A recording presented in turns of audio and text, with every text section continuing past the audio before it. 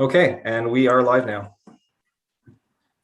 Good morning. Welcome to the South Coast BC Transportation Authority Police Board meeting for September 24th, 2021. Before we start, I would like to acknowledge that we are meeting today and the Metro Vancouver Transit Police operate throughout the traditional territories of the Lower Mainland Coast Salish peoples, and we give thanks for their hospitality on these lands. I want to take this opportunity to recognize the upcoming National Day for Truth and Reconciliation, which is on September 30th. This day is recognized as Orange Shirt Day in recognition of the brave resilience demonstrated by Phyllis Webstad and the Orange Shirt Day movement. In 1973, 66-year-old Phyllis Webstad was excited about her first day at St. Joseph's Residential School in Williams Lake, BC. Her granny bought her a new bright orange shirt to wear and to look pretty. When Phyllis arrived, she proudly walked into the school. But the nuns took away her new orange shirt, washed her body, cut her hair, and gave her a uniform, and she never saw that orange shirt again. She is one of the many survivors of the residential school policy and is recognized nationally through the movement that every child matters, by wearing an orange shirt on September 30th to respect and honor the children taken, the lives lost, and now the children that have been found. Transit Police fully supports the National Day for Truth and Reconciliation, and we will be demonstrating our support by wearing orange shirt patches on our officers' uniforms. I am honored to be able to present the first set of patches this morning to Sergeant Cheryl Simkin, Constable Kirk Rattray, Constable Shiraz Hanif, and Chief Officer Dave Jones.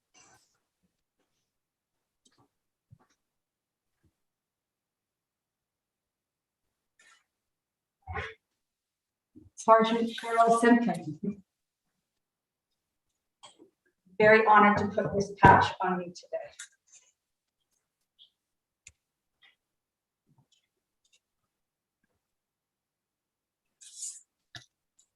Constable Kirk Rattray. Good morning. Good morning. I'm very honored to be able to put this patch on you today. Thank you. Constable Shiraz Hanif. Good morning. Very honored to be able to put this patch on you today. Thank you. Thank you. Chief Officer Dave Jones. Morning. I'm very honored to put this patch on me today. Thank you. Before I leave, on behalf of the Transit Police, Metro Vancouver Transit Police, and the members from the Blue Eagle program and our Engagement Liaison Officer, I'd like to give you this patch of your own and this Every Child Matters t-shirt. Thank you very much for your support and your efforts on behalf of the Transit Police and the Transit Police Board. An honor. Thank you You're so welcome. much. Thank you. Very appreciated. Okay. Oh, I got this patch. And I got this beautiful shirt. Yeah.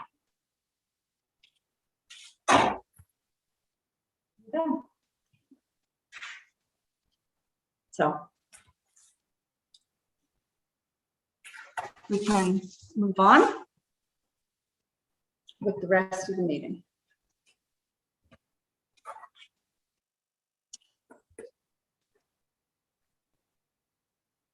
In our first order of business, we're going to hear from our new CEO at TransLink, Kevin Quinn. He's going to share his vision for the TransLink enterprise. Welcome, Kevin. Glad to have you on board. Thank you so much for having me. Would you like me to jump right in? Yes, please do. Jump right in. Sure. Well, so first, thank you all so much for having me. And I was just very touched by the ceremony there. I think, you know, it's been great to see how TransLink and how Transit Police are really leaning into and embracing reconciliation. And that's an honor for me to be a part of and a wonderful thing to see. So I am Kevin Quinn. I'm the new TransLink CEO and really happy to be here.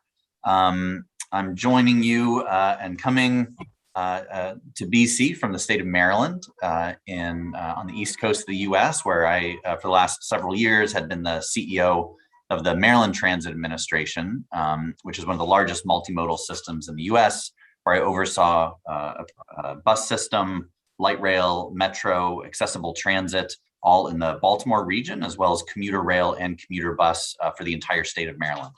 And so really excited to be here. It's been great getting to know the whole team. I'll give you just kind of some early observations and some vision. So first, it's been great to see how much this region really cares about transit, and that's really evident in the passion of our employees, whether that's a bus operator or a transit police officer that I've spoken with. Everyone's very happy to work here, and that's a great thing to see. On the external side, I've met with many partners, and they too have a great positive view of TransLink, and they want to partner with us. And so that's a great thing to see as well. TransLink and transit police are really woven into the fabric of the community. We serve the community, we contribute to the community. We're really part of the community. And so I think part of my vision is certainly very much leaning into that. We're seeing a real shift of transit agencies, not just getting people from A to B anymore, but really leaning into this community building role, because communities, transit agencies are so important in this way. I want to thank the police for their wonderful reaction in terms of the new mask mandate that came out in late August from the provincial health officer, switching from masks recommended to the mandated masks or face coverings in indoor settings. It was a policy change. We all had to react very quickly. And encouragingly, we have seen a very high degree of compliance from our customers, 96 to 98%. But I do want to thank the police for doing such a great job with such a very sensitive issue. They've handled it really well. Chief Jones has briefed me on some of the training that they've done to handle those types of situations, and so that's been really great to see. Our ridership is going up. I reported to our board of directors yesterday. We're seeing a great increase in ridership just from last week to this week. We've seen a 17% increase in ridership. We've about 120,000 more boardings than the week before, and so it's great to see. I recognize the pressure and the strain that puts on transit police when you have more people riding, whether that's younger kids, teenagers, college students that are now on the system that weren't riding as much before, and so I want to thank them for that. In terms of looking ahead and some of my vision, certainly I'm looking for TransLink to be more nimble. I think something COVID has shown us is that we need to react quickly, and so as a bureaucracy, we've got to put in processes. We need to put processes in place that allow us to respond more quickly when things happen.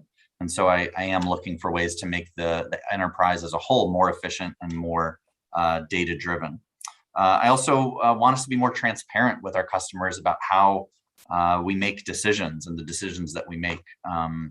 I think we've got to ask ourselves some questions about the product that we have out there today. Does it still make sense in kind of a post-COVID world? And I think we've got to, in a way, be thinking continually about, are we meeting the needs of the region? Is the bus service, is the rail service that we have out there meeting the needs of the region? That's going to be really important. As it relates to transit police, there's a few kind of priorities for me that I'll just note. One is protecting our operators. And, I think it's important that we treat any assault on an operator like an assault on a police officer. We're all one family, and it's important that we really support each other. And I think transit police are doing a great job of that. I know Chief Jones really prioritizes that. One that's a little less glamorous is enforcement of things like dedicated bus lanes and parking stops. And again, it's not a particularly glamorous thing to be out there writing parking tickets for folks parked in bus stops, but it's an absolutely critical role in keeping the system moving. It is so important. I'm really excited about the community safety officer program. I think that's got some real benefits. That tiered policing model is something that we're seeing that transit agencies are using around North America, and so I'm really excited to support that. And I think just generally continuing to be community oriented. I think it's been great to see how focused we are on supporting the community, the role that we play in reconciliation. And I'd like to see that certainly continue. And I think that's going in a great direction. I've read the recent strategic plan. I think it's a really good document. My background is in planning, and so I read those documents, and I think it sets out a great vision and a great course. Last thing I'll just note is I'm really excited to go out and do a ride along with transit police. I had one scheduled. I had a bit of a childcare conflict, and so I know we're trying to reschedule that, but I'm excited to get out there and really see firsthand what transit police are working with every day. My previous CEO role in Maryland was not just overseeing those 6 modes, but also serving as the civilian commander for a 200-person transit police force. And so I'll just close by noting I've worked with transit police for many years now, and I have just a tremendous amount of respect for the work that they do every single day in keeping the region and the system moving. So with that, I'm happy to take any questions, and thanks again so much for having me. Sarah, I think you may be muted there. I know it happens to me all the time. It's just every day, I've muted myself. I'm muted. Thank you for that. And we really are glad that you could come and join us today. And I'm only sorry that we couldn't all be there together in person. Yeah. That will come. But in the meantime, thank you very much for coming. I'm so glad that you decided to join us, leave Maryland, exciting Absolutely. Washington area, and come to Vancouver, yeah. Which I think has its own beautiful offerings. Really excited to hear your new vision and your excitement and openness to what we have here. And I know that we're going to be able to work together really well. So great. Thank Absolutely. you. Thank you. Does anybody have anything to ask, Kevin? I'm wondering, Sarah, it's Murray. Thank you, Murray. Just wanted, hi, Kevin. Hi, Murray. I'm wondering whether you maybe could spend a couple of minutes just talking about TransLink's strategic plan as well. In terms of just kind of priorities moving forward? Yeah. So, big priority for us right now is rebuilding ridership. And I talked about that. I think a lot of that has to do with, providing service where it's needed. Something that we're seeing right now with university students and schools going back. A lot of employers are starting to bring folks back. We're going to see over the next few months. And so I think we've got to be responsive on that front.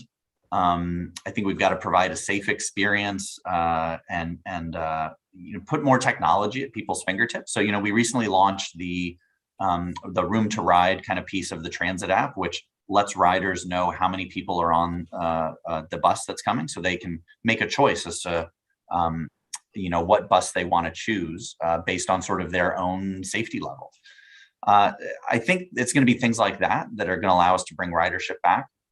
Another piece is financial stability, and certainly a big focus on the finances is one that I'm going to have right now. So, we're having some good conversations with senior government officials and all around, and trying to figure out what we're going to do. Our ridership remains down overall 45-50%. And so I think it's going to be really critical to figure out how we're going to close that revenue gap and continue to deliver really big projects.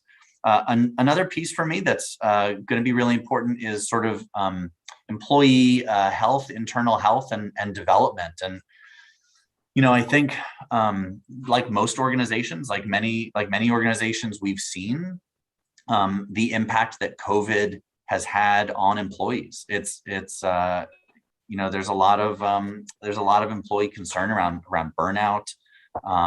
We all have kind of lived in this COVID world now where those traditional work hours, if we ever even had them, don't really exist anymore, right? Work now goes well into the evening. You have this kind of blending of professional and personal time. And so, the internal health of employees is going to be really important to me, and being sure that we're continuing, things like professional development, development plans, mentoring. I think we've got to be more really empathetic and more supportive of employees now more than ever. There's all these articles out there now about this time being the Great Resignation. There's some fantastic articles about that now, and really stressing the need for employers to support employees during this time. It's been a rough 18 months.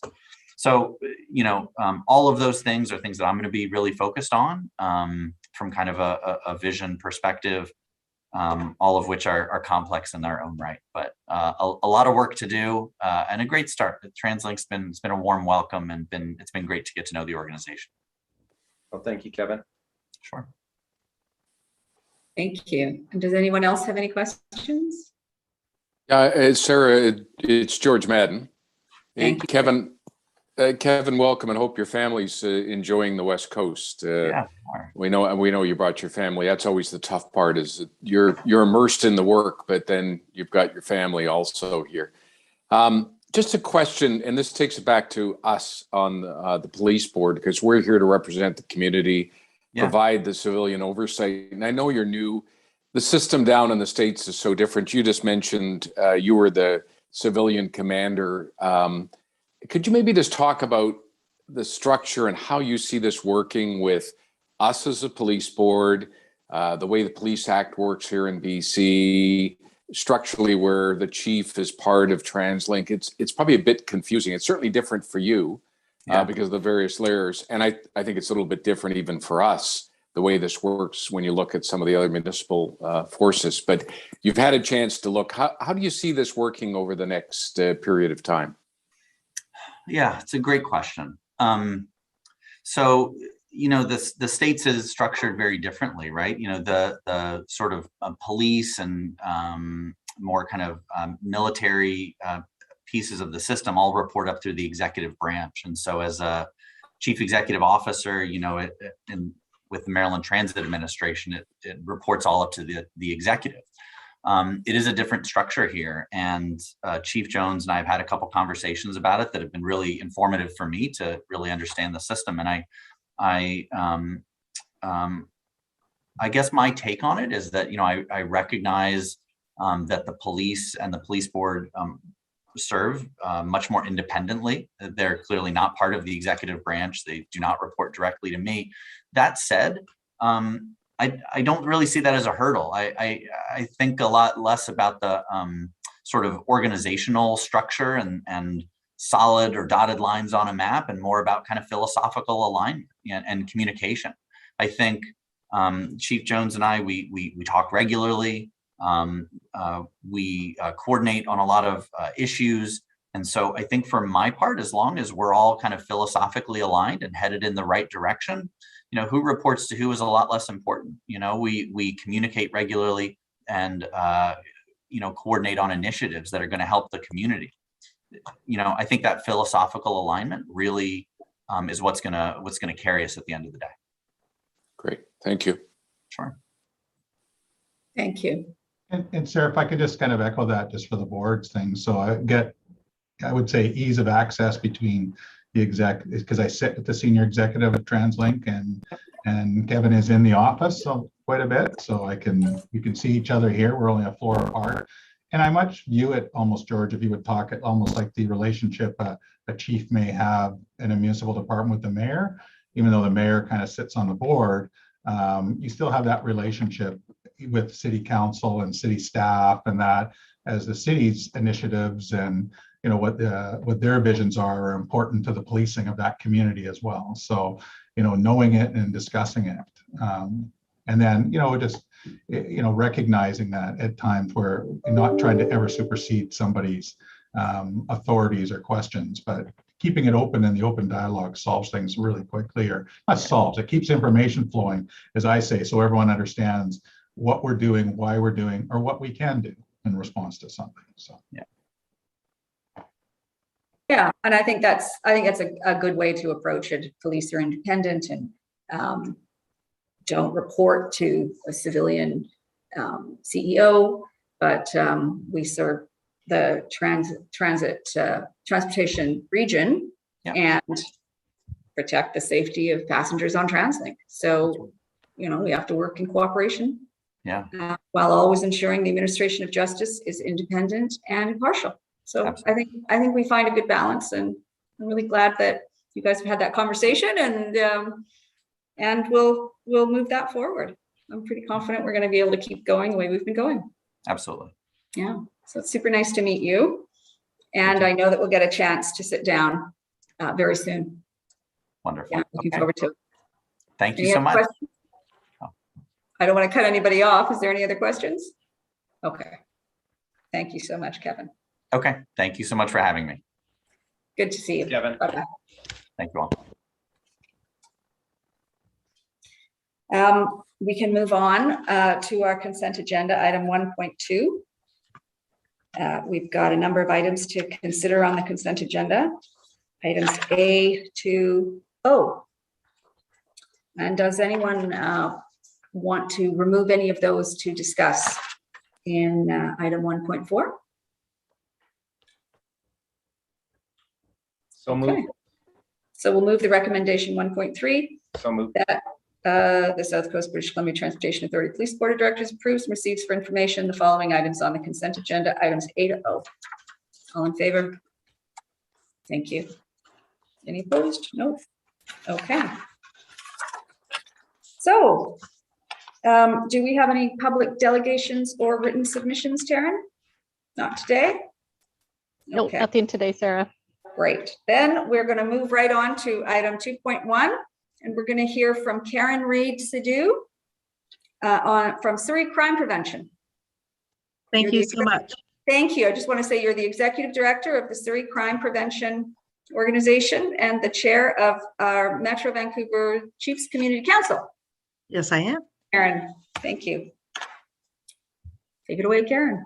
I'm going to share my screen. This is going to be our challenge here. Let's see if it works.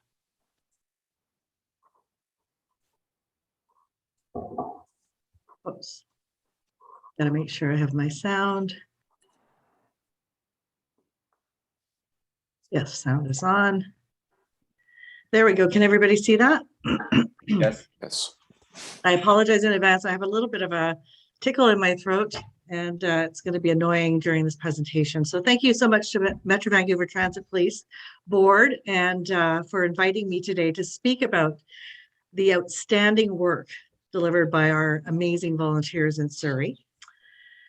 As you said, I'm the Executive Director of Surrey Crime Prevention, but I'm also the Chair of the Metro Vancouver Transit Police Community Council, and I've been on that since the inception of the council.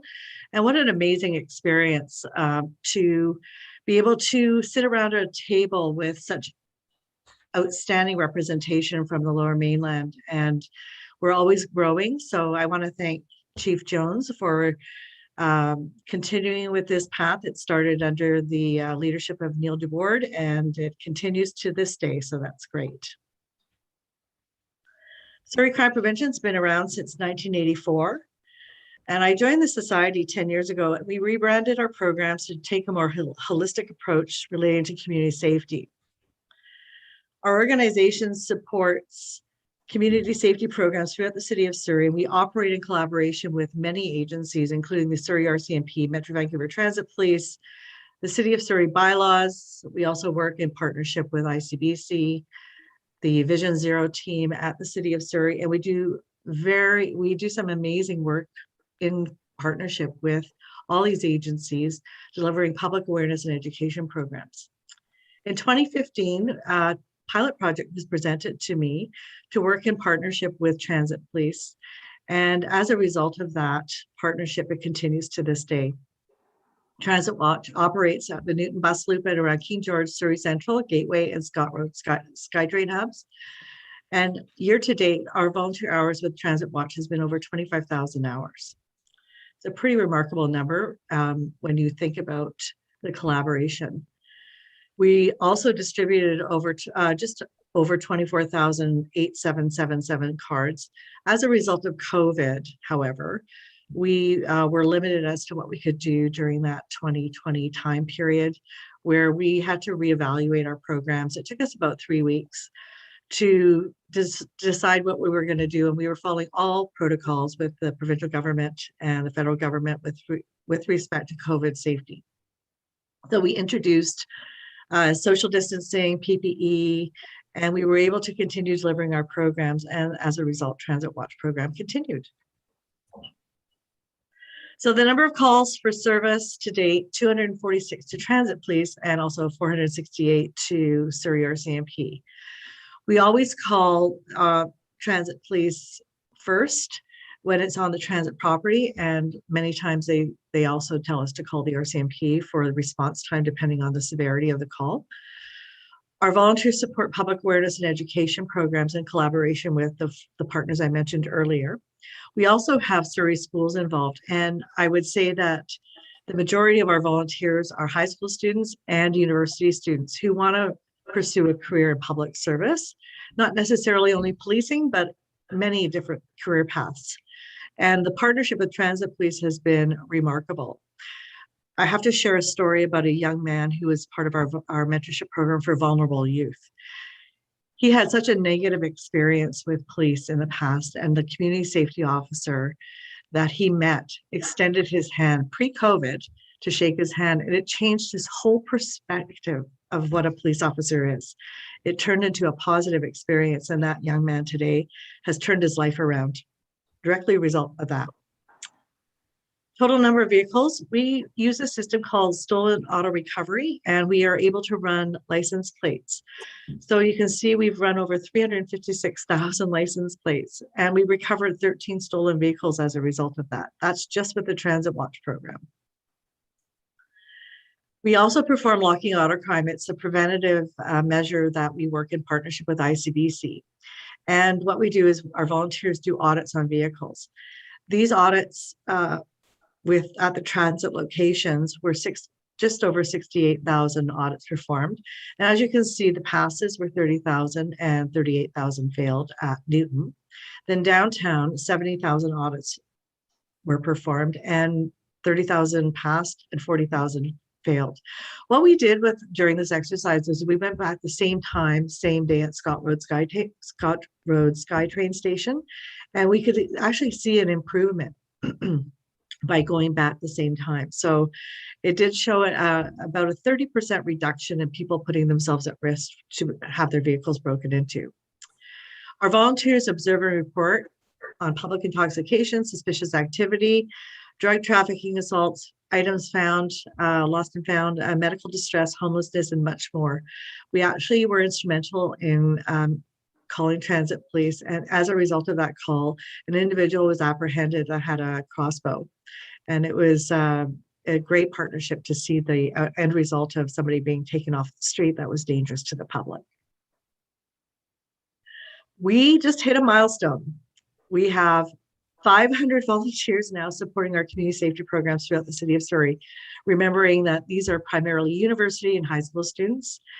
And it's just amazing to see the commitment of these individuals. We have one of the most diverse groups of volunteers in the Lower Mainland.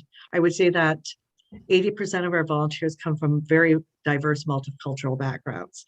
Year to date, 2,857 volunteers have supported our programs, contributing just over 174,000 hours within the city of Surrey. And that is just a number that we've been tracking since I started. So it's prior to that, we didn't have accurate data, but now we do. And everything we do, my motto is, if we can't measure it, we do not do it. This is our pillars: public education and awareness, community engagement, civic pride, and community safety. Engaging youth has been paramount, and developing a sense of civic pride with these youth has been instrumental in seeing the direction of many of these youth going into policing. We have corrections officers that pursue corrections, counseling, youth counseling. People have gone into nursing. We have one individual who's gone into medicine. So it's just a diverse group of people. Our community safety tours, we don't call them patrols. We want to remove any reference to policing. So my brother, who's in the military, actually said, call it tours. So I did. And we perform our tours in Newton, downtown Guildford, Fleetwood, South Surrey, Cloverdale, Clayton Heights. Our Transit Watch program, as mentioned earlier, is at the Newton Bus Loop, King George, Scott Road, Gateway, Central City, SkyTrain stations. We have a Citizens Community Safety Watch program that goes out Thursday, Friday, Saturday, Sunday, 9 till 2 a.m. and they're covert. So they report on a lot of different things. Our community safety tour program goes out 5 days a week, same with the transit watch. We also have community enhancement, graffiti removal, and Adopt a Street. We work in partnership with Shaw, TELUS, and BC Hydro, removing graffiti throughout the city of Surrey on their properties, and it's making a great difference. In addition to that program, we have youth who participate, who have to do community service hours that are assigned through the courts. And the sense of civic pride that's developed with those young people is amazing. I'm just so proud of that team and all of our teams. Special events and special projects, public awareness and education, traffic safety, speed watch, distracted driving, our Civic Pride program that's offered to grade 6 and 7 students. Unfortunately, during COVID, we suspended that, but we're about to launch it again next month. Community Safety Youth Mentorship Program.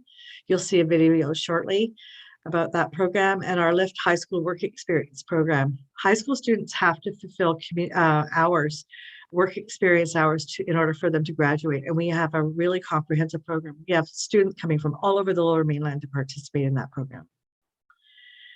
Transit Watch. So I have some numbers here. I won't go through all of them, but you can see those numbers are pretty amazing.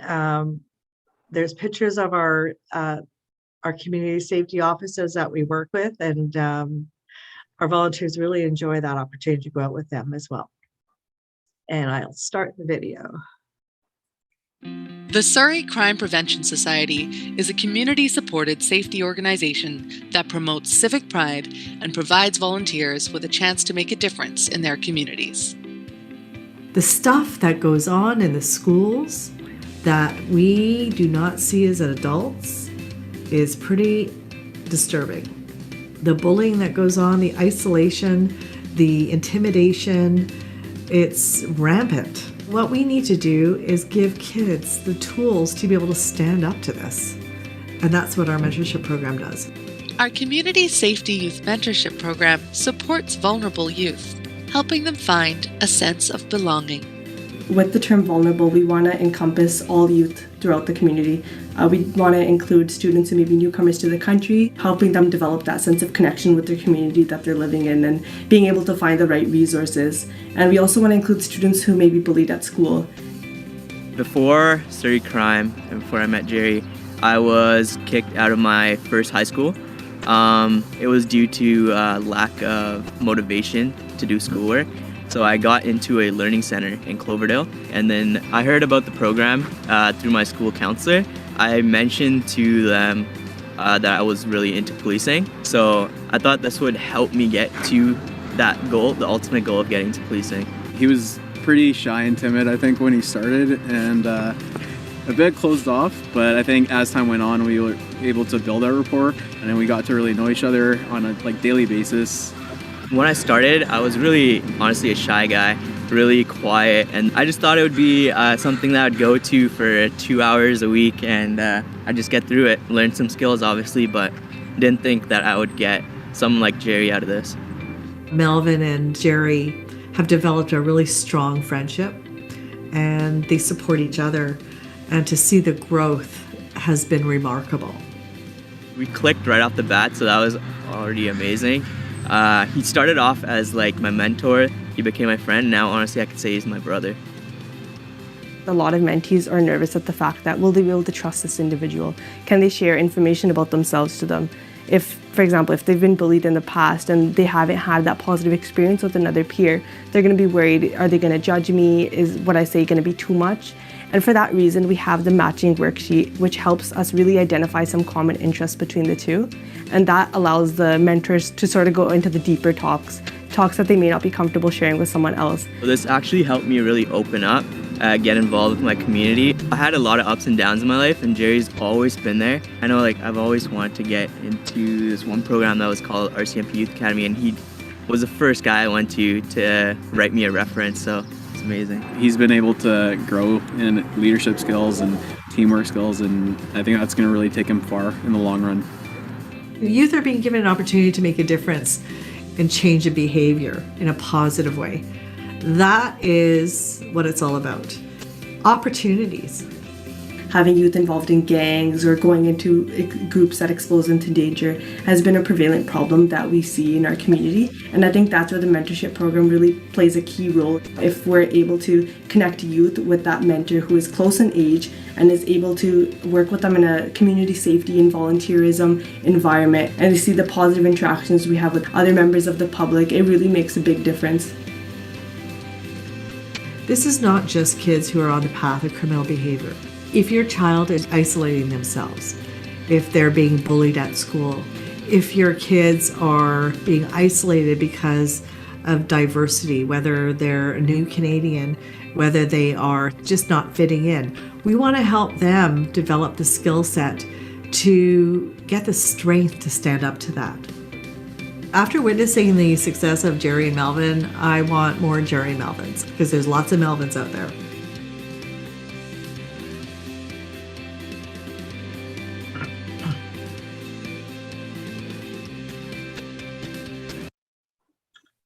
Thank you so much for listening to that. I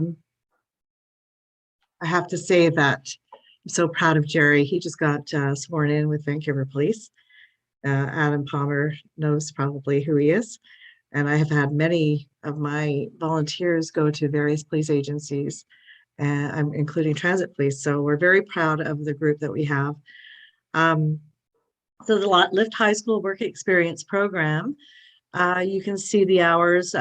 These individuals participate in our Transit Watch program as well. And it's a great experience for these high school students. And we have counselors that say there's nothing else out there like this. So we are very pleased to be able to share this with a number of schools throughout the Lower Mainland. Special events and projects, as you can see, we're performing the locking auto crime, and then the picture at the Scott Road SkyTrain station where COVID happened. You'll see social distancing. We were doing a public awareness and education campaign. I'm really pleased to be able to say as well that I made it a point, being the chair of the Transit Police Community Council, to be able to bring in transit police to many different tables within the city of Surrey. I sit at many tables as the representative of Surrey Crime Prevention, and it's great to be able to collaborate with so many different groups. And we all have the same end result, to have positive experiences in the city. This is just a quick breakdown of the number of locking auto crimes in different areas in the city. I would say downtown and Newton are probably the busiest areas within the city of Surrey. And here's some pictures of our amazing collaboration and partnerships with our transit police community officers. The community safety officers are paramount in our city. They are doing a remarkable job. I've worked with, I think, 3 now, and they're all just amazing, giving back. And we always make a point of inviting them to any events. They're involved with our Civic Pride program as well. So you'll see a picture shortly. This is our Citizens Community Safety Watch program, going out from 9 till 2 a.m. covert, and they do great work as well. We go down to the flats down at the ports, and there's always bonfires going down there, and we always call the fire department, and it puts them out. We don't want the ports to burn up, so we're very conscientious down there as well. Traffic safety, we use the app Speedwatch app, and right now we're redeveloping that app in partnership with Vancouver Police and the universities. There's a university that's supporting that program, and it's a great app because it can be used on our on a social media platform, and it's real-time data that we're able to share with our community partners. And here's some pictures. Snow does not stop us from going out. We work in partnership with Transit Police and the RCMP, and many of these collaborations at transit locations have the RCMP there as well. Civic Pride. This is a program that we started a couple of years ago, and I can tell you that the experience of these kids in grade 6 and 7 are blown away, especially Darren Chu is there.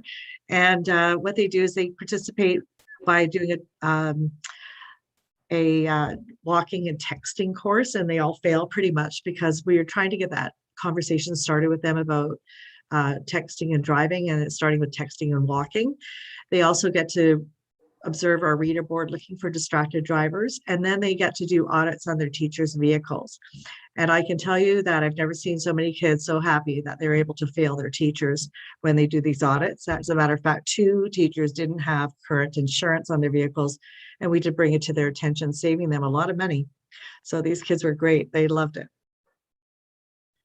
And there's some more of Darren with the kids, and our volunteers go out and do this program. It really is a great program, and it's going to start up again next month.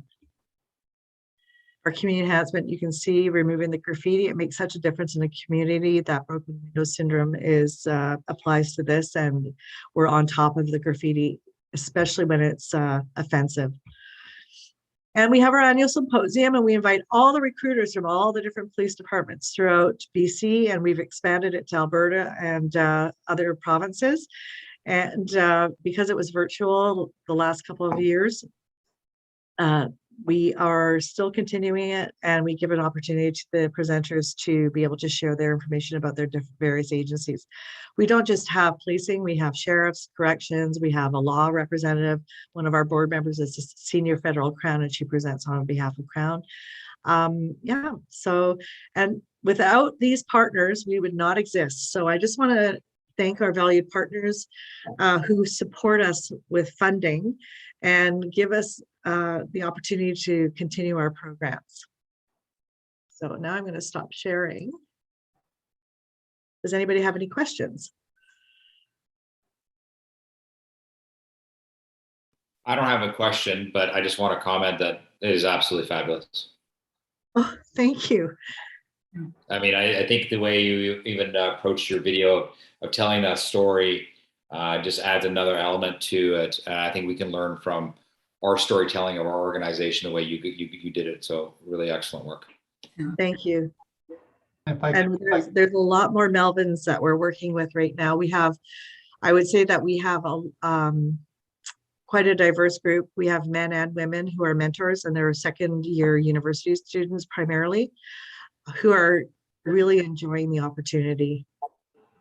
If I can add here, I do want to thank Karen. She has, as she's indicated, she's been the chair of the Transit Police Chiefs Community Council for the last 2 years here, and she's done an amazing job of bringing together and keeping track of a wide variety of groups. It's throughout the region, from people from the hard of hearing and deaf to seniors to disability associations and university students and school board educators. It's been it is quite a great diverse group, and she keeps her finger on the pulse and keeps them all accountable and in line, and certainly has done a very good job. It's a community-based program that we participate and support in, but really it's the organizers like Karen who make it work because it's their committee and their group. So well done, Karen. Thank you so much, Dave. I think it's so great to see how community groups like yours can help us be even more of a community safety focused community relations organization, so that we can really step into the role of more than just sort of dealing with the bad guys, but supporting the community to grow and develop its own mechanisms for creating more safety for more people. And it's so great to see those mentors grow and the kids grow. I'm just delighted and so proud that our organization is part of what you're doing. It looks just fantastic. Oh, thank you, Sarah. I have to say that Transit Police, our partnership with them has been just so uplifting, and just to be able to bring in Transit Police to the tables with the districts in the RCMP, talking with having them come to the table when we have ICBC collaboration with Vision Zero with the City of Surrey. It really does make a huge difference. When you have all the partners at the table, the success of the program is even greater. So yeah, so much of this is just about knowing each other, participating, working together, and everybody's facing the same direction. It's got the goal in mind. It's terrific. Now I'm seeing some hands, so I don't want to monopolize. We've got Murray, then Adam, then George. Yeah, I just want to thank you, Karen, for the presentation. I just wanted to say that having worked in Surrey for quite a while, I've seen kind of the ebbs and flows in the Surrey Crime Prevention Society, and I wanted to compliment you. I know it was struggling for a while back in the early part of this decade or last decade, and you took it over, and you've really done a great job at revitalizing it and expanding it, and doing a lot of consequential things. So I really appreciate seeing what you've done from a distance. I know that we haven't specifically worked together, but going back to when it was first formed, the objectives have really been expanded, and you're doing a great job. So thank you for that. Thank you, Murray. Thank you so much. That's very nice of you to say. And Adam, and then George. Yeah, thank you, Sarah. Karen, again, just a comment. I just want to thank you so much for your leadership. Really appreciate the great relationship that you have with the Metro Vancouver Transit Police, but more importantly, for the difference that you're making in the lives of youth in our communities. And I will say that your influence goes well beyond Surrey, and you actually have an impact regionally. And a lot of your youth and your mentors have gone on to be police officers in many different agencies in the Lower Mainland, RCMP, Transit Police, and others. And just thank you for everything you're doing for our communities. Really appreciate it. Thank you, Adam. George? Just a question, Karen, with the change from RCMP to Surrey Police Service, do you anticipate any changes in that relationship with your organization? We work collaboratively with everybody, and I've had an opportunity to have a meeting with Chief Lipinski, and during the transition, we're there to support them. We're participating in the community forums that they're offering and the focus groups. So it's going to be interesting to see how this unfolds. And like I said, we work collaboratively with everybody, and they're fully aware of who we are and what we do. And his focus is measuring, making sure everything they do is measured and it follows the same focus as our organization. So we're here to support everybody and work with whoever's in the policing model within the city. So, yeah. Great. Thanks, Karen. Carla. Hi, Karen. Thanks for the presentation, and thanks for all the great work that you're doing. And as you know, a number of us have been visiting and coming to the Chiefs Community Council meetings. So I came in April, and I think a number of our board members have attended. And I'm just wondering, you've been sharing it for 2 years, if you have any thoughts about how, if there's areas that we're, could improve in terms of getting that groups that we get feedback, the chief gets feedback directly from the community, opportunities for members of that community council to provide direct feedback that might not be happening. Just wondering, where you think that how we could use that particular group even more effectively. I know that it's doing great work. Just wondering if you have some thoughts on that.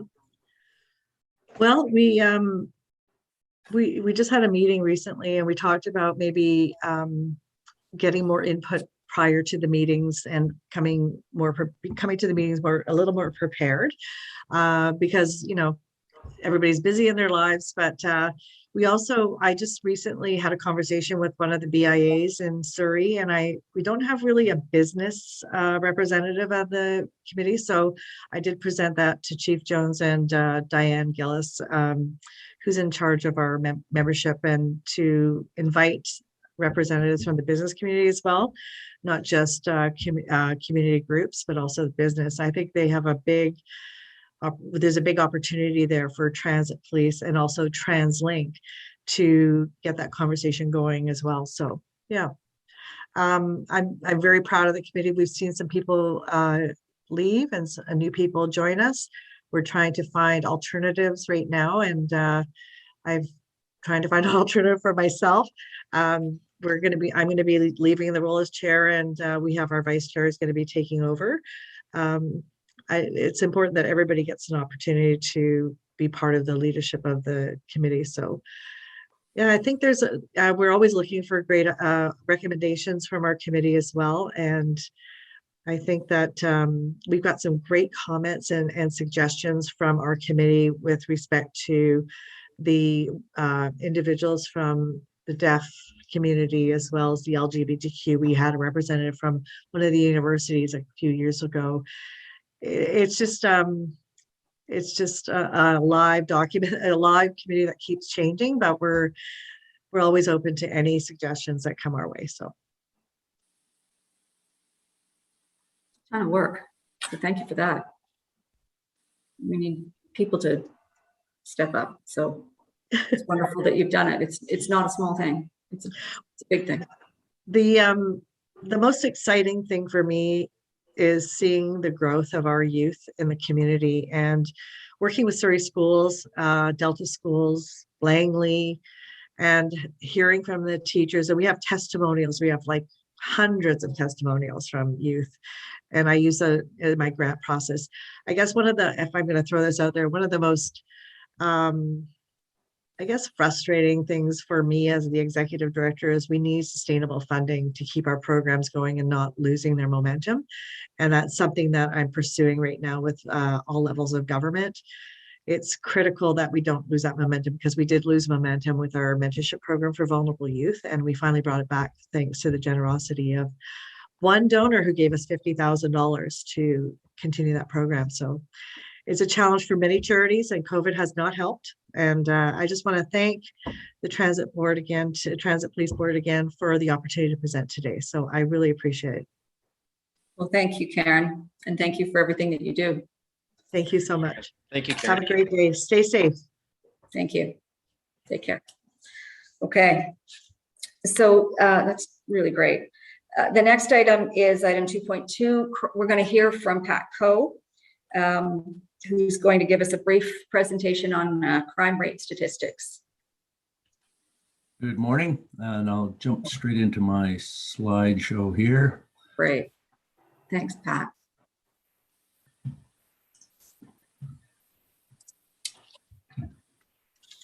Can you see that now? Yes.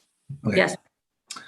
So this is just a quick snapshot. I gave a similar presentation to one of the committees, and they suggested it might be a good idea to bring some of this information to the board. The focus for today's presentation will be on the impact of COVID as relates to crime on the system. And when I'm looking at the crime, I'm in particular focusing on crimes against persons and crimes against property, although there are other things going on, but these tend to be two of our main sort of items that we're tracking to give us some indication as to what's going on. We do use a rate system, not entirely dissimilar to what happens in a municipal police service. The problem we have often is that we don't have our own population. So what we use is we calculate our rate based on a 100,000 boarded passenger metric. So that's a metric that is, not entirely, the same as what happens in the enterprise, but it is a common metric, certainly within the enterprise. And there are other transit system or other transit police, in North America who use a similar metric. So, and it tends to level out the playing field a little bit, if you want, in terms of instead of just looking purely at volume, you look at that rate because it takes into account the variable of changes in ridership. The other piece that you'll note that when reporting ridership within TransLink, they use two different metrics. One is boarded passengers. So literally that is, if you want to count it as taps, that's the number of times an individual taps into a mode of transit or pays for the service, et cetera. So, one individual may, board 3 times as part of their trip to get to work, et cetera, but each of those would count as a boarding. The other metric they use is a calculation where they look at journeys. So that is one individual tapping 3 times to get to work would count as one journey. So we do use that statistic for other purposes, but when we're looking at our crime rate in particular, we focus on the boarded passenger rates. So we had Kevin here talking about ridership. This is an important piece for us, certainly when it comes to calculating these rates, and it also paints a bit of a different picture when we look at crime rates as compared to those ridership numbers. So pre-COVID, ridership was pretty consistently on an upward trend. So in 2019, the monthly average was about 38 million boardings per month. So well over 1 million boardings per day on average. And in 2022, we dropped to below 52% of that overall, 52% of that 2019 number. So 2021 is showing a rebound, but we're still about 56% below that 2019 average overall. In August of 2021, again, as the CEO mentioned, boardings were about 52% of the August 2019 numbers. In general, as we're seeing the ridership numbers increase, the buses are recovering at a quicker rate or a higher rate than the other modes at about 54% of pre-COVID numbers. Although, the numbers are still very small, but, percentage-wise, C-Bus looks very, very good, but their total ridership actually is not all that significant. And just as note, when we're talking about buses versus trains, and I think I've mentioned this previously, but so while buses represent about 2/3 of ridership, statistically, they only represent about 1/3 of our police files. And on the other side of that coin, the trains, so SkyTrain, including Canada Line and all the extensions, represents about 1/3 of the ridership. It represents about 2/3 of our files, of our police files. So when people understood this pattern, and certainly that sort of mid and early 2020 period where ridership was so low, intuitively the assumptions were made that by some groups that with a significant drop in ridership, perhaps we didn't need as many police on the system in order to police it properly. And that's not what we found. So this slide, so what it's showing here are the bars represent the ridership, and the lines represent crimes against persons and crimes against property as a rate. And again, that rate is a per 100,000 boarded passenger. So please don't get too caught up in the numbers here, because we'll look at that a little bit more as really more of a, to paint the picture of the difference between what happened to ridership versus what happened to the rate of crime. So in fairness, there was certainly a drop in crime in terms of volume, but not nearly as significant a drop as what we saw in the passenger numbers. In fact, the rate of crime per 100,000 boarded passengers was higher certainly than anything that we've seen since we've been recording this, going back to about 2008. And rates in April of 2020 were certainly the highest that we've ever seen in any sort of pre-COVID rate calculations. So really what this sort of said in a simple snapshot was, yes, while ridership was down, it certainly did not change the requirements for having police on the system. In fact, you could argue that it was actually more important to have police on the system to support those people who were still riding or were entirely reliant on the transit system. So as you can see in April, what this translated into is that as a member of the traveling public, you may be 3 times more likely to be involved in an incident than during a pre-COVID period. So can I just ask a question there, Pat? Sure. This is the rate. So this is the per 100,000. Correct. Is there in terms of the actual number, did that change as well? In terms of the volume of crime? Yeah, like from before. The rate is dependent on the number of people on the system, right? Correct. So when the number of people on the system goes down, the rate goes up, but does it mean that the actual number not the rate, but the actual number? Yep. So that's the next couple of slides. Okay. So I'm anticipating. Sorry. No, it's no problem. So really the variance in the rate, what it's really indicating is that there's not, the correlation is inverse, right? So what you might think that with people numbers going down that crime would follow that same pattern. But what we found was that while there was a drop, it wasn't commensurate. So while we did see a drop of about 12% in terms of certain crimes, certainly that wasn't even close to being in parallel to a drop of 56% in terms of ridership. So what the rate shows you is that, again, it's really about the likelihood of an individual, being involved in an incident. So again, really what those numbers are showing is that again, crime didn't drop to the same degree that the number of riders did. At the end of the day, criminals didn't care about COVID. They were still out there because they had reasons for what they were doing, and those reasons hadn't changed based on COVID. And what we'll see here is that in terms of comparing crimes against persons versus crimes against property, one was a little more stable than the other, but arguably it's a different personality that's involved in those two crime types, which might speak to some of that.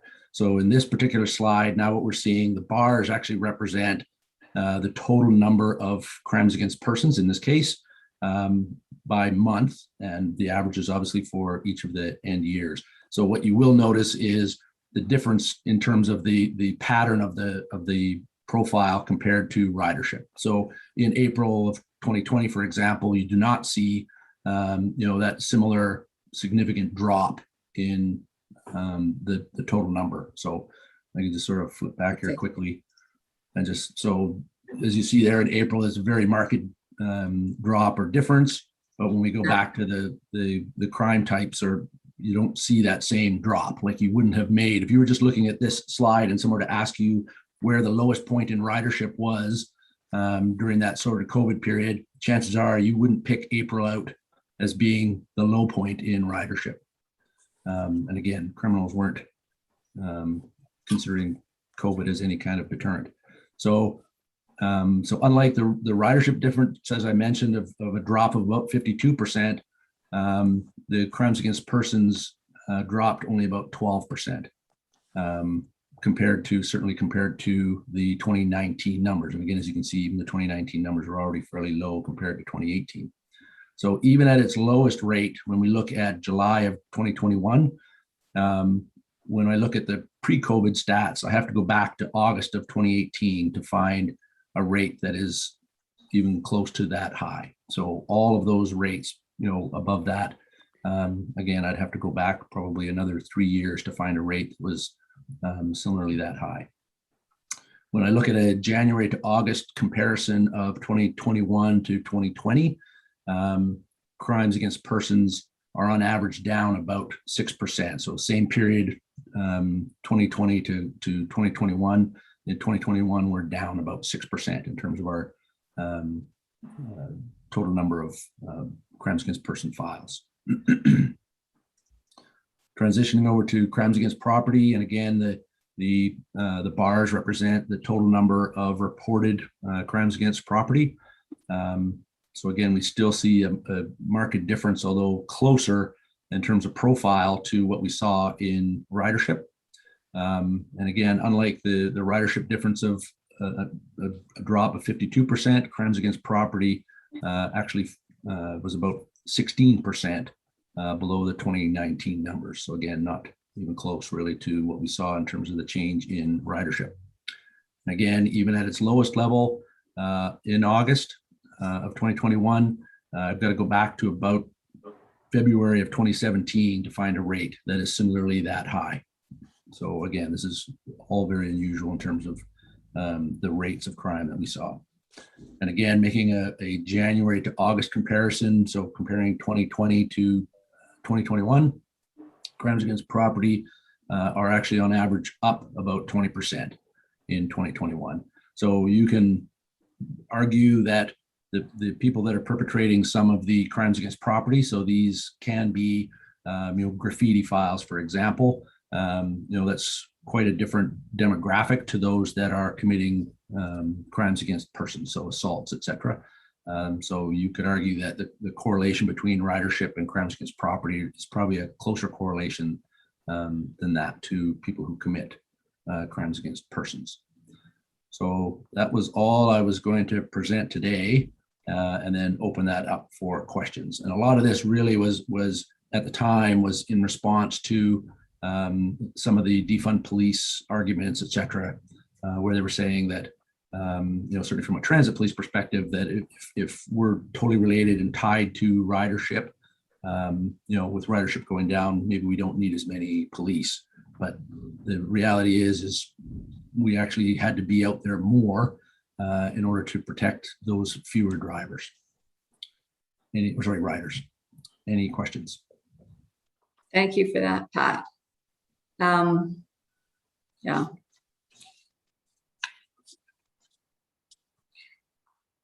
Well, maybe I'll let other people. Does anyone have any questions? I'm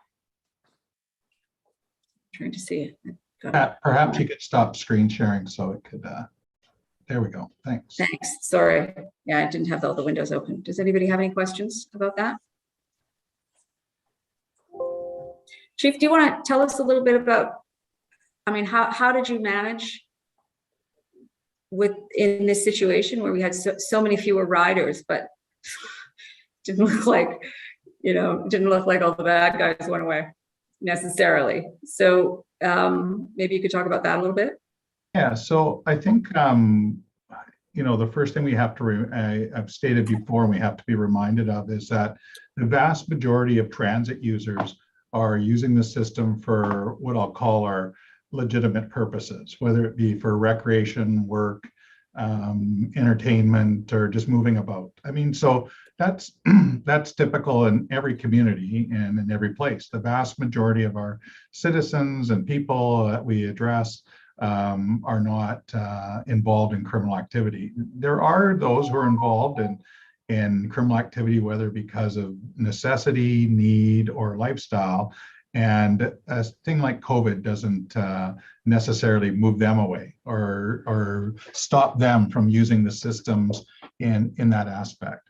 The other thing, remember, is that when COVID hit and there were changes to things like businesses closed, access to facilities or services closed, there was a push amongst some, or a trend where suddenly we saw more property crime spike, break and enter of small businesses.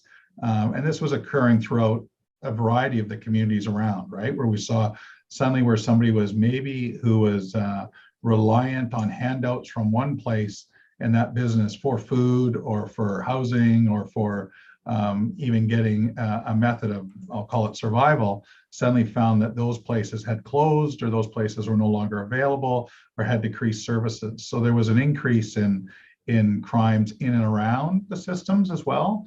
And we saw that, as many of our stations have stores attached to them, whether it be coffee shops, newsstands, and became a responsibility for it. So as it stayed along, and then of course, some of the property stuff we address is graffiti aspects, it's mischief, it's damage. So we've also become an era of, or not an era, we seem to be in an era of a lot of different protests and movements that are occurring. And of course, as people move around, leaving their mark or expressing their desires towards whether it be defunding the police or to do with vaccines or to deal with masks and that you have individuals who are engaged in that type of social activism and that, which at some part is mischief to property or graffiti or leaving your messages in some way in some place around the system. So generally what I say is that the stuff we've seen hasn't decreased the safety of the system. Obviously, our efforts in addressing it have shown that a lot of the files we address are on-view files, are things that we find or issues that we're able to address. So there was also the idea that smaller crowding created less anonymity or ability to get away with it.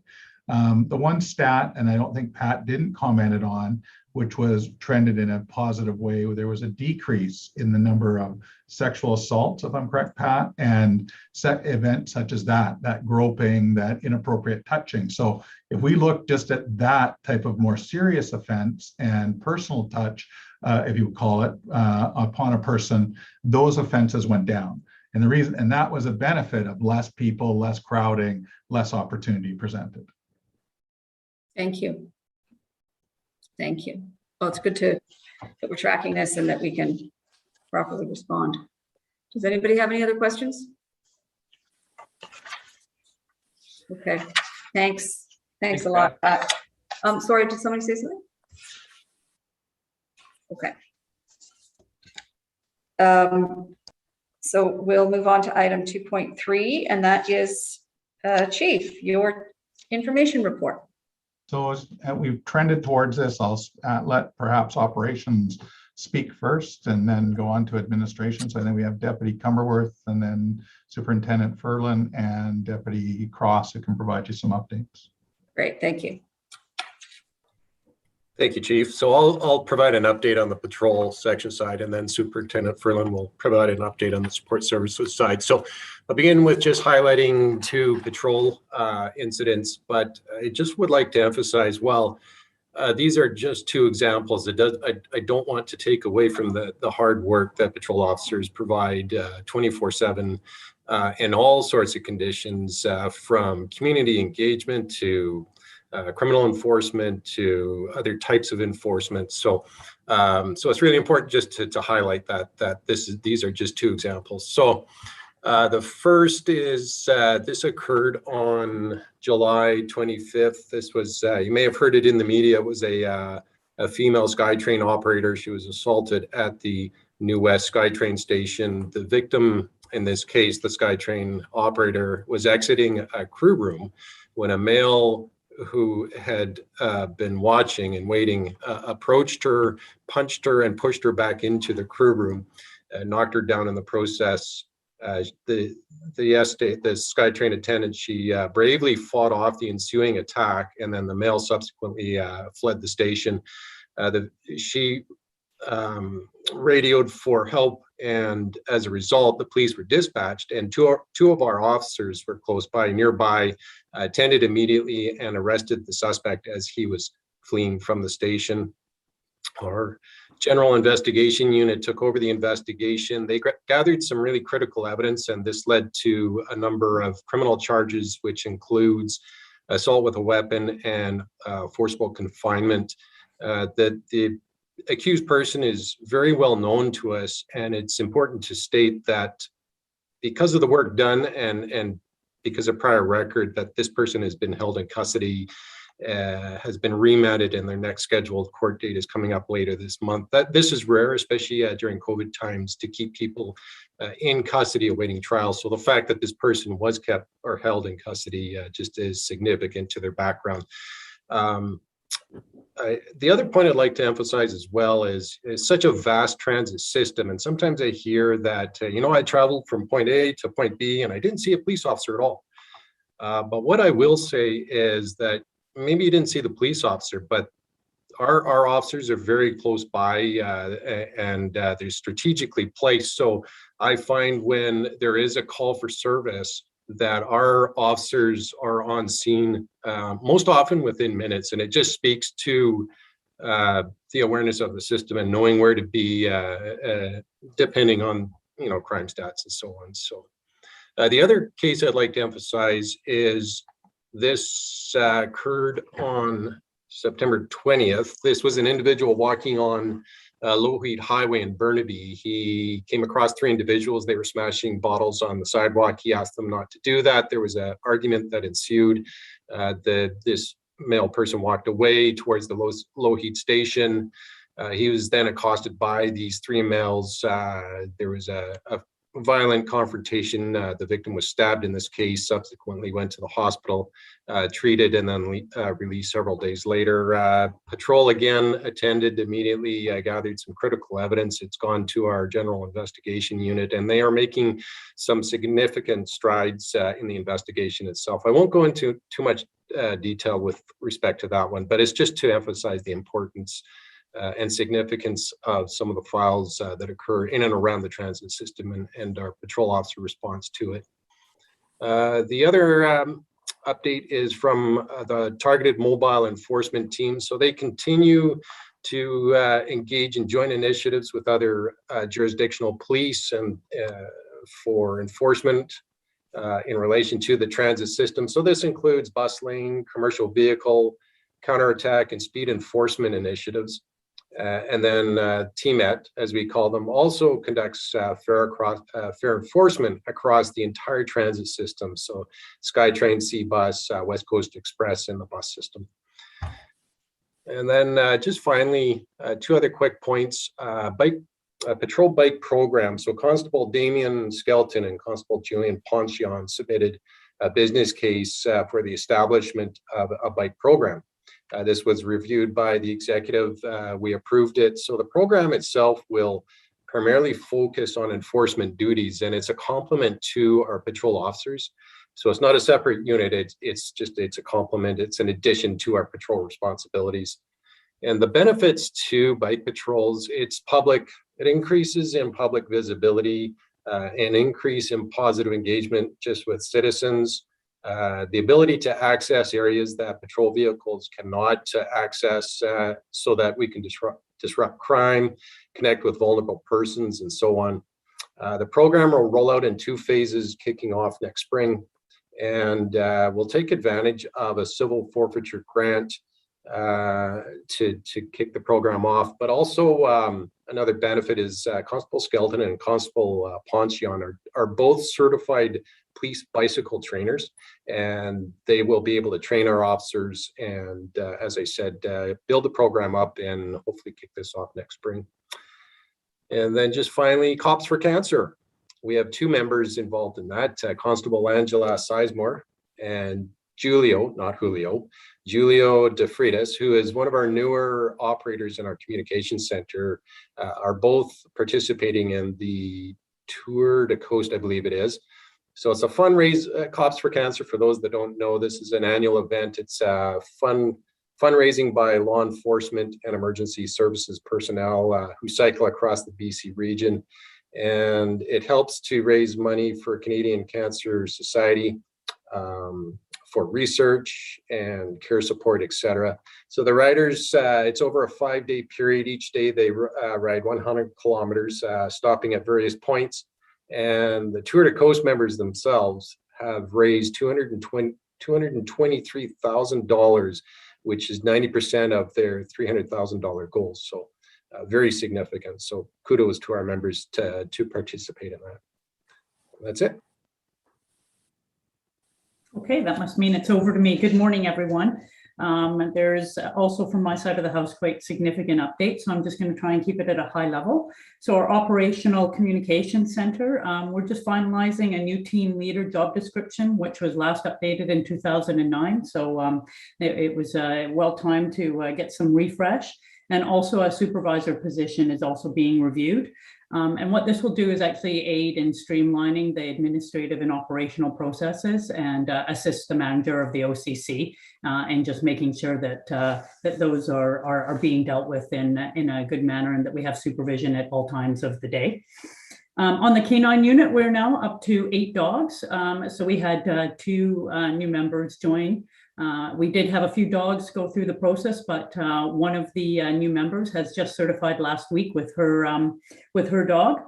And then the other one is expected to certify shortly, hopefully by mid-October. So that will give us a cadre of 8 fully trained explosive detection dogs. And this will also make the Metro Vancouver Transit Police Canine Unit the largest single purpose explosive detection unit in Canada. So that's exciting for us. And just to give you an example of the work that they do, just recently over the last couple of months, there's been 2 station shutdowns due to suspicious packages. Due to the rapid response of the Canine Unit, both of those stations, which were shut down, were back up in operation within 30 minutes. So I think that's a very exciting and exemplary stat to show how quickly we can respond and diffuse a potentially harmful situation. As well, we have assisted our JPD partners when asked to do school sweeps. There's been a few bomb threats to schools, and obviously those are large locations. So we've been able to help our partners and the integrated dog unit do those sweeps and get the schools up and running quicker. And that was in West Vancouver and North Vancouver. Our crime suppression team, which is our new unit with a sergeant and 5 constables and has been running since May 1st. I just want to give you some quick stats on this because they've been doing some excellent work. So between May and September, they've had 24 drug seizures, seized over $4,000, 27 weapons, which includes 3 handguns, and 62 arrest warrants have been executed. And they have also done significant work with a number of our JPD partners, which is helping to build relationships and really solidify the Metro Vancouver Transit Police as certainly more than just fare enforcement. And they're able to assist both internally and externally with any rapid deployment that we might need or any files or persons of concerns that might be coming onto the system. So it's an excellent unit to have. And they've done some really substantial work in the short time that they've all been together. So kudos to them. With our criminal intelligence unit, I'm happy to say that we've now completed outreach to most of the jurisdictional police agency analytical units. So this was kind of the push over the summer and particularly into September. Unfortunately, due to COVID and the Delta variant, we had hoped to do a lot more in-person liaison, but we've still reached out and are doing it just like this through Zoom or through telephone calls to just enhance our information and intelligence sharing with those other departments, and just to make sure that they understand that we do have an intelligence unit and that we'll be focusing on whatever intelligence they gather to look at areas in and around transit and anything that we can do to support those areas. So we have also an intel meeting planned with the Vancouver Police Department, as well as a number of other JPD partners, which will be on September 28th. As well, we have enhanced our offender monitoring program. So that is, and these are offenders who have 5 or more violent assaults within 3 months. So that's regularly updated. And then this is provided to all squad members through a tactical intelligence product that is produced on a weekly basis that has their photographs, their any conditions they may be on, etc. As well, we have a sexual offender database that hopefully is supporting that decrease in sexual offenses on the transit system, so that these are as well identified in the tactical intelligence product, and that our squad members are aware of anyone that might be coming back out into the system, say from jail or from being released, or those that have significant sexual offenses, and we work with our JPD partners to also get this intelligence out. And this might include something like the crime suppression team actually going out and doing surveillance to ensure that these people are sticking to their conditions and that they are not offending on the system. And lastly, the community engagement team, honestly, there is so much to report on. I'm just going to give you the very, very highlights, but I think you're all aware of the exemplary work that our neighborhood police officers do, our Indigenous liaison officer, and really the community engagement team as a whole.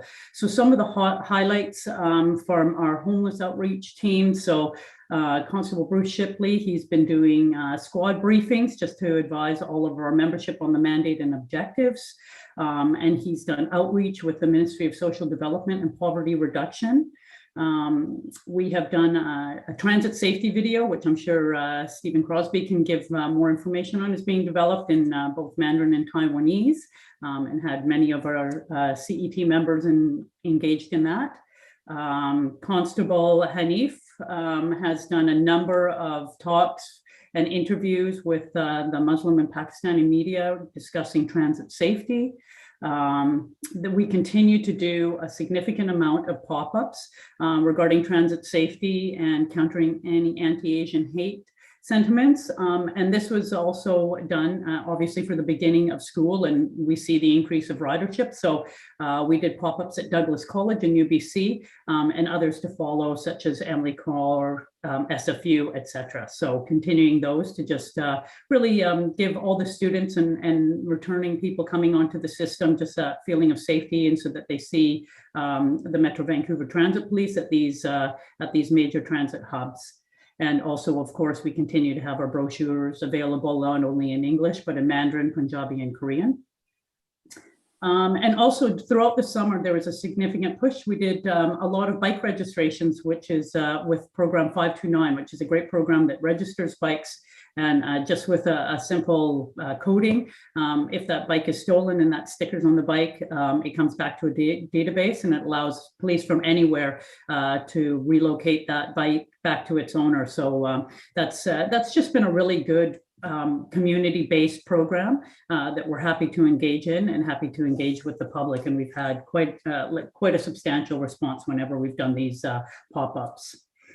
From the Indigenous liaison officer position, so Constable Rattray was part of the 3-day pulling together canoe trip, which had a number of other police agencies and our Indigenous partners working together. He presented to Kwantlen College on policing in Indigenous communities. The Blue Eagle Cadet Youth Program will be starting up again next Wednesday. So that's again going full steam ahead. And there is some cursory discussions with a possible expansion into Surrey, although this is at the very infancy stage. It's great to see that this program is being looked at by other areas, and certainly it would be something beneficial as well for youth in that area.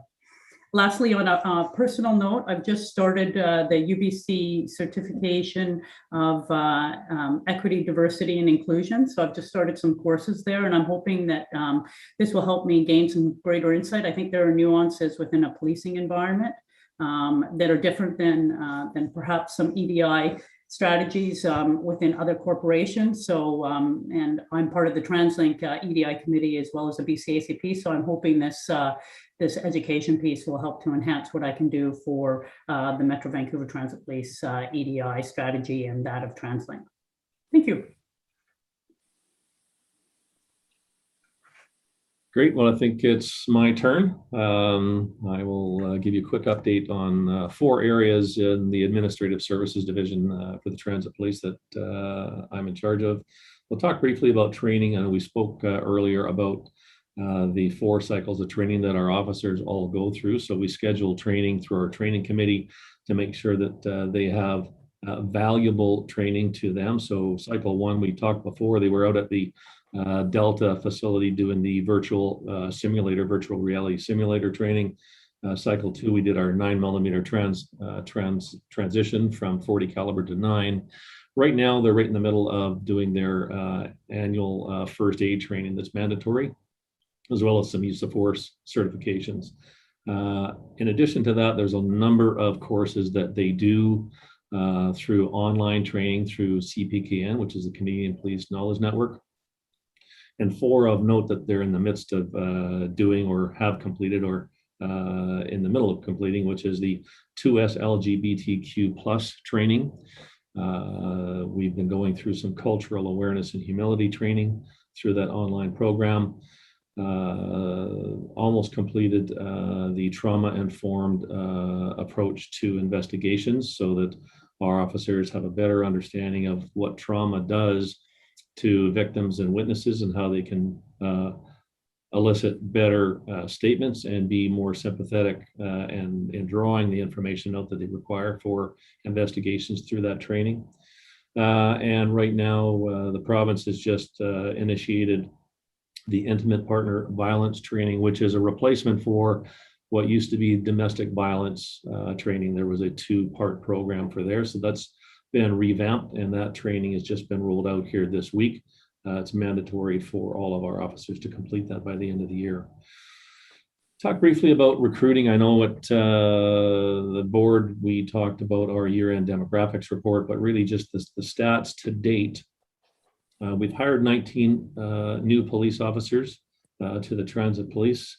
12 of those are recruits. We had 3 in the January class, 3 in the April class.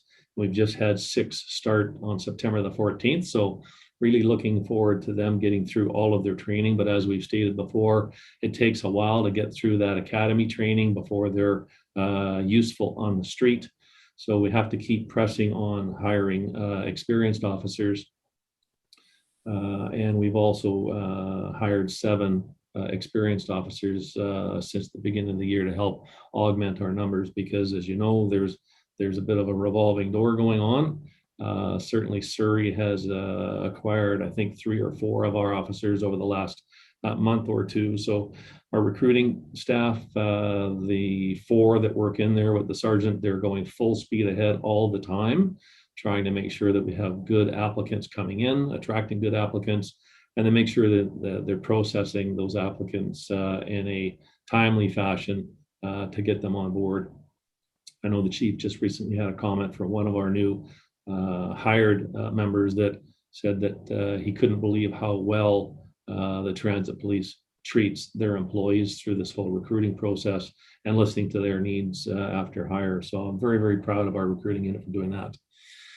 You might remember some years ago, previous board chair had gone on a ride along and was quite surprised at the poor state of our fleet. And, we talked about how to keep encouraging applicants, retaining our members, and making sure that they have good equipment. So we undertook quite a program to work with TransLink to establish a fleet replacement program. That was done through the leadership of Finance Board Chair and through the Finance Committee, as well as our planning for growth for our officers. But right now we have our oldest fleet is 2008. We have 1 of those, but I'm proud to say that we have gotten our fleet to the point where we have the majority are only 4 years old, and we have 11 new vehicles coming on board here by the end of the year, and they're going to be hybrid vehicles. So we should be in a good place now. Our members are going to have great vehicles to drive. As a matter of fact, when these new vehicles come in, they're like kids with new toys. They're rushing to see who can get the keys first when they come on at the beginning of their shift. And they're all very, very proud of the fleet they get to drive. And lastly, I want to talk about facilities. This has certainly been topical for us for a period of time here now, but I'll give you the latest update. And the push for this really is, you're all well aware, is creating an expanded and new women's locker room. We've done a great job in our hiring and hiring more policewomen into the organization, but we were outgrowing the locker space that was there. And we want to make sure that we're addressing those issues and that we're getting that work done. So phase 1 of our headquarters, Sapperton work, was waiting for a building permit from the City of New West. We now have that building permit in hand, so I'm very excited about that. The next stage to that is getting procurement done and putting that out to tender for bids for that contract. And phase 2, which is the finishing of the office space and reconfiguration of that space on the 3rd floor, that is going to New West for permit approval as well. And then we'll be going out to procurement on that. So I anticipate that we should be able to get that work started in the next couple of months. I'm hoping by the end of this year, and targeting for completion of that project. I think they're looking at March of 2022. Not certainly as early as we hoped, but it is moving along and things are looking promising there. I know the chief had to make a couple of phone calls upstairs, and I think our board chair as well had a couple of phone calls that maybe helped us move things along a little bit more quickly. So thank you very much. Our Richmond office, Bridgeport, we had a phase 1 construction, which is an expansion of the office and of the report writing room for our officers on the passerelle, the walkway from the River Rock Parkade over to the station. That is now complete, and we are awaiting board approval from TransLink for the funding to start work on the locker room expansion on that part of our organization as well, on that district office. So that is on its way. I'm hoping again that approval comes quickly by December is what they're anticipating. And again, we can start construction as soon as we get that approval and get those tenders out for contract bids. So that was really kind of an update on the admin side. All of these things support our officers. We want to make sure that they have the best equipment, best facilities that we could possibly provide them. And we know that it is certainly a help to our recruiting, and absolutely it is a help to the retention, understanding that the pressures we're going to be under over the next couple of years. So that's my report from the admin side. Thank you. Any questions? And Sarah, so that's the conclusion of it. I would only I know we're running behind schedule Yeah. here, so I'm not going to add anything at this time other than to say, you can see that there is a lot of work that continues to go on in terms of what's been happening, everything from we saw the stats with Patco to the updates you heard here before. So Yeah. I'll just pass Okay, it to thank you. you. Thank you. And that was great, really fulsome report. We appreciate it. Let's move on to item 3.1, diversity initiatives. So is that to you, Chief? I believe Stephen may have it. This is the report. This is the report that was received. Yeah, the semi-annual report. Right. And So I would just put it to you for questions in terms of it. It was reviewed by the governance committee. it was a and, great report. Yeah. Does anybody have any questions?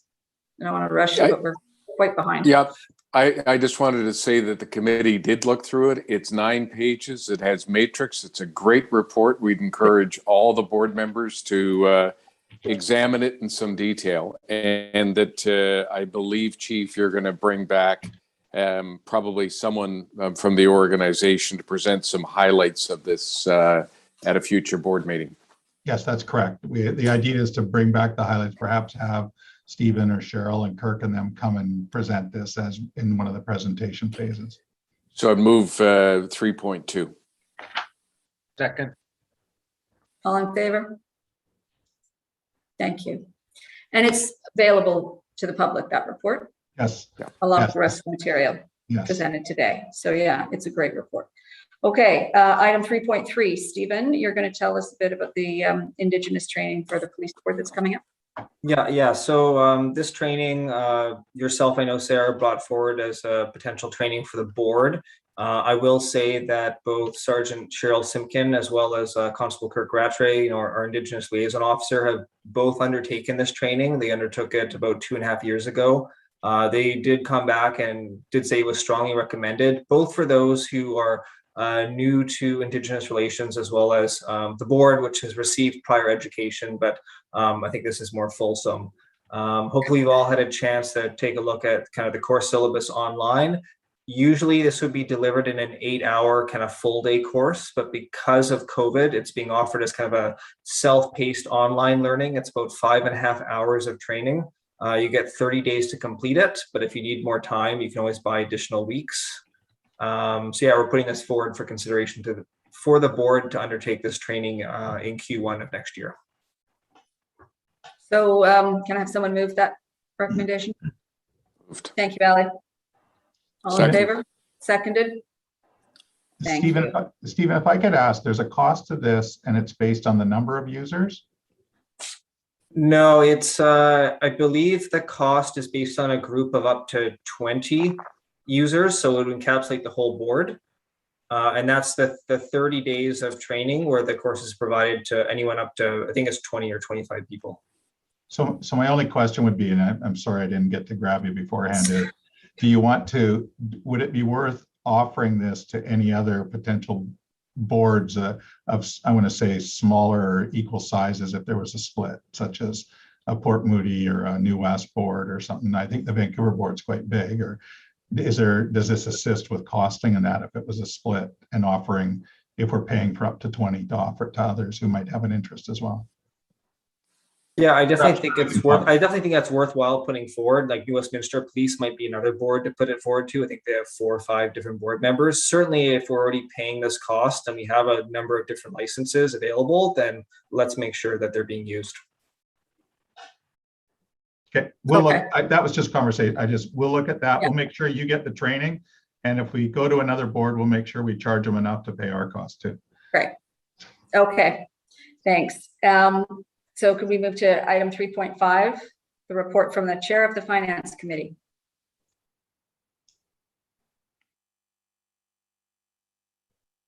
Good morning.